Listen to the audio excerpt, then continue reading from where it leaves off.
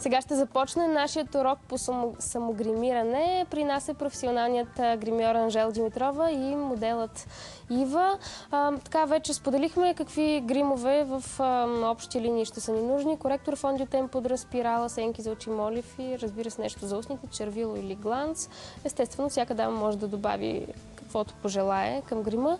Но откъде започваме? Първо, необходимо ли е да подготвим лицето за грима? И как? Това е една от най-важните стъпки, според мен. Хубаво е лицето да е добре почистено, като цяло да е поддържано, хидратирано. Така един път седмично всяка дама може да прави пилинг в домашни условия, за да има едно хубаво платно за рисуване и една здраво изглеждаща кожа. Непосредствено преди самото гримиране, подходящо ли е да си сложим крема за лице? Разбира се, да, стига той да я хидратира, за да не е прекалено тежък и мазен. Да. Пак е според типа кожа. И той подготвя така една много приятна хидратация, придава на кожата, която поема грима много по-добре. Не стои напластен. Тоест крема ни помага за добрата основа, предполагам. Да, за флоулес, ако мога така да се изкажа. Гримът става по-перфектен.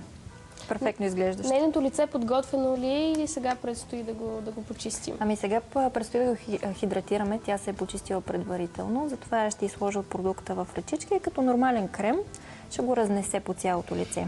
Сега, ако ни дадеше някакъв съвет как да го нанасяме, има ли значение или пък е важно да е нанесен навсякъде и равномерно?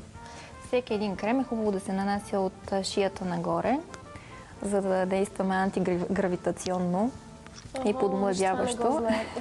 Аз правя точно обратното. От шията нагоре. Да, като един лек масаж. Да. И след което ще започваме с основата. Докато тя си нанася крема, нека да кажем за основата как да изберем най-подходящата основа за нас и като тон, и като текстура.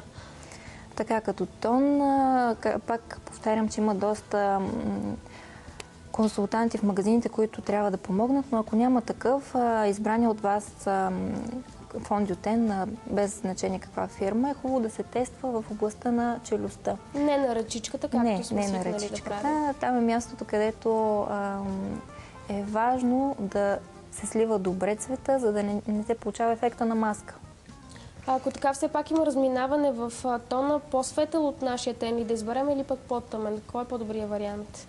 Повечето предпочитат по-тъмен, все пак дава толкова пари за солариум и за... Но пък важното е да стои естествено, да не забравяме. По-тъмния ще стои по-добре, ако няма такъв, който точно да отговаря на нашия тен. Така как да изберем като стик фондиотен или пък течен, как да определим какво точно да си вземем? Ако кожата е като цяло без проблеми, е хубаво да е леко покримен, леко отцветен фондиотен, който да се разнася като крем или като течен фондиотен. Докато ако е малко по-мазна кожата, стика стои по-добре. Да, за нея си избрала течен вариант. За нея течния в момента. Да, стигнахме до най-важната част. Как е правилно да се нанася, да стои естествено, равномерно и красиво. Може да започваш ти. Навсякъде сложихме, нали? Да. Време е за магическата част, основата. Аз без основа не мърдам никъде. Може друго да няма. И мисля, че така повечето дами в днешно време държат да имат. Сега слагам в ръчички. Сега пропускам момента с различните четки за различните етапи, защото не всеки има. И отново като крем си нанася фондиотена по цялото личице, като започва от центъра на лицето и го разнася към краищата му. От центъра към краищата, но пък с ръце добре ли ще успее да го разнесе? Не е ли с тампонче, примерно, по-равномерно или пък това е заблуда? Не. Значи тампона имитира до някъде апликацията с ръце като плътност. Четката има друга плътност и вече ако фондиотена, който сте избрали, един малък трик ще кажа, ако фондиотена, който сте избрали е много плътен, прекалено за вашия вкус, може да намокрите едно тампонче и да си го апликирате с мокро тампонче. Тогава става много по-леко нанасянето и Да. Редно ли е, има практика, някои жени смесват различни цветове върху лицето си, за да постигнат точния цвят? Получава ли се добре? Какво мислиш?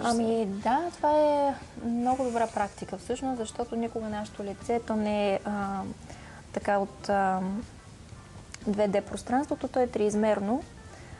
И светлината пада под различни ъгли. Хубаво е винаги, когато погледнете едно лице, има различни нюанси, различни контури, така че е хубаво да се ползват поне два нюанса на фондиотен. Светлата част, да кажем, в центъра на лицето, по-тъмната около скулите за контуриране. Тогава може да се избегне и момента с ружа, но не винаги. Значи нанасяме по-светлия фондиотен върху нослето, всъщност е зоната челото и брадичката. В горната част на скулите, където искаме да изплъкнат. Да. И местата, които искаме да са осветени. С по-светлия тон, с по-тъмния, вече по края на лицето го използваме. Точно така. Ако имаме малко по-големи бузки, прикриваме отстрани с малко по-тъмен фондиотен. Така, тя вече е готова. При нея необходимо ли е да ползваме коректор и всъщност кога се слага коректора, преди или след нанасянето на фондиотена? Да, това е много добър въпрос.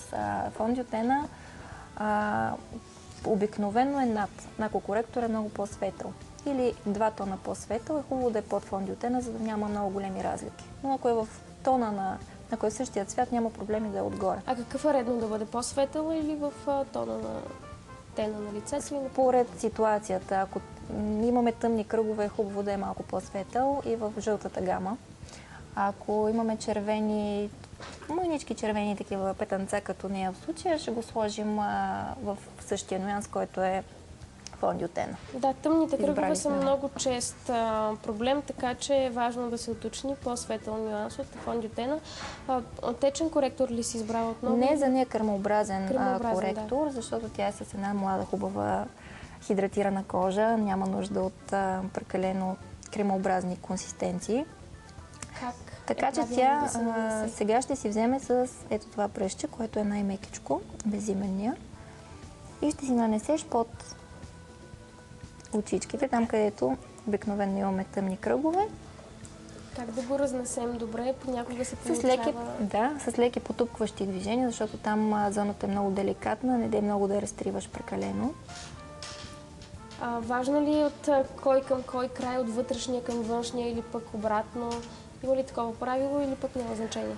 Тук отново принципите на масажа действат. Отвън навътре за долния клепач става въпрос. Винаги движението е обратно на часовниковата стрелка. Отвън навътре. Добре, според мен тя няма нужда от кой знае колко много коректор, така че това може да е достатъчно. Да. До тук добре ли се справя? И на двете сложихме, нали? Някакви забележки, корекции? Не, справя се идеално. Добре, и сега какво следва? Сложихме и коректора. Всъщност това ли е зоната, в която се използва основно коректора? Налага ли се понякога да го нанасяме и на други места, освен под очите? Коректор е направен за коригиране, там където има необходимост. Дали има някъде белек от операция, дали има някъде тъмни кръгове или петна, независимо къде е по тялото, може да се ползва коректор. Редно ли е да се пробваме да стесняваме нослето или да го скъсяваме с помощта на коректор? Разбира се, няма проблем. Това може да бъде направено както с фондиотен коректор, тези кремообразните продукти, така и с прахообразни, с сенки, да кажем. Кажи ни някой трик. Или пудра. Ако се сещаш, да. Да, те са ясни повечето. Тъмната линия около нослето се слага, може би 1 до 2 тона по-тъмно от фондиотена, да не станем като клончета. А пък светлата линийка е отгоре на нослето, за да може да наистина светлината там, където пада, са светлите нюанси. В случая тя няма нужда, така че преминаваме напред. Ще използваме ли пудра при нея? Да, ще използваме, за да фиксираме това, което тя до тук направи. Кога не е необходима пудрата? Когато кожата е суха. Обикновено тогава не се прибягва към пудра или когато самия продукт е 2 в 1. Фондиотен с пудра. Тогава няма нужда. Има ли в случаи, които пък е по-подходящо да се използва само пудра или пък тя не е достатъчно покривна? Познавам много млади дами, които го правят. Аз никога не изпускам стъпката с фондиотена, но има дами наистина с много перфектна кожа, които нямат нужда от абсолютно никаква корекция и слагат пудрата само с цел да предпазят лицето от вредната, от околната среда и да придадат един лек мат. Да. И сега как да нанесем пудрата? Ще покажеш ли на Ива, за да видите всички наши зрители? Понякога точно това е момента, в който изведнъж ставаме на петна. Как да го избегнем? Така, нанасянето на пудра вече трябва да имаме четка. Мекичка от естествен косъм, голяма. Взимаме продукта с четката, изтръскваме лекичко Дори може да го направим върху хартиена салфетка, обикновена кухненска хартия, която имаме вкъщи. Изтръскваме леко от продукта в нея. По този начин той се разнася равномерно по четката. И започваме нанасянето отново отгоре надолу, с ето такива поглаждащи движения. Да. Дай малко на нея тя да се пробва да видим. Така. Може да я нанесем за по-плътно покритие с пухче. И след пухчето отново да минем с четка отгоре, за да отстраним излишното количество. Тоест четката разнася така най-равномерно пудрата. Виждам, че ти си избрала прахообразна пудра, но пък за кои дами е подходяща тя и за кои компактната? Има ли значение? Компактната пудра е подходяща единствено за носене в чанта, за нищо друго. Така ли? Да, аз препоръчвам прахообразна, който има възможност вкъщи да се гримира. Значи компактната е хубаво наистина всяка дама да има в чантата, когато сме в движение, така набързичко да поправим, да направим корекции, но хубавата пудра е прахообразната. Прахообразна, аз съм за нея. Ще си взема бележка и аз научавам доста нови неща покрай нашия разговор. Вече приключихме ли с основата? Да, имаме вече едно готово лице за нанасяне на сенки, руж, червило. Каква е последователността? След основата какво следва? Очите или ружа? Не, ружа аз обичам да го слагам накрая, за да видим каква интензивност ще имат очите. И накрая вече слагаме червилото и ружа като завършък на картината. Затова с нея сега ще започнем ще се опитаме да направим един опушен грим. След малко ще започнем очите, само да попитам нещо важно за веждите. Ако искаме да ги подчертаем, кога да го направим и как, за да стане красиво и естествено, разбира се. Да, веждите отново е хубаво да се правят след нанасянето на сенки, за да избегнем прекалено тъмните вежди. Когато направим един по-тъмен грим на очите, няма проблеми веждите да са леко по-тъмни.